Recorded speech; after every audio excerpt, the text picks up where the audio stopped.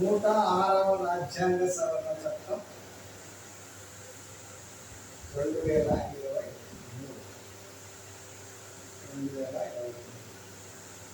అమల్లోకి వచ్చిన తేదీ సెప్టెంబర్ 22, 2023.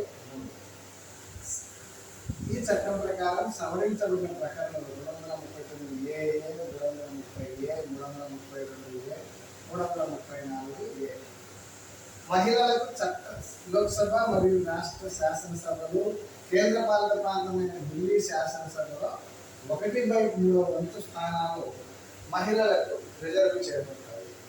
కేంద్ర ప్రభుత్వం నిర్ణయించిన తేదీ నుండి అమలులోకి వస్తాయి. నూతన రాజ్యాంగ సవరణ చట్టం దేనికి సంబంధించిందంటే లోక్సభ మరియు రాష్ట్ర శాసనసభలు, ఢిల్లీ కేంద్రపాలిత ప్రాంతం శాసనసభలో మహిళలకు 1/3 స్థానాలు కేటాయించడానికి సంబంధించినటువంటి రాజ్యాంగ సవరణ చట్టం.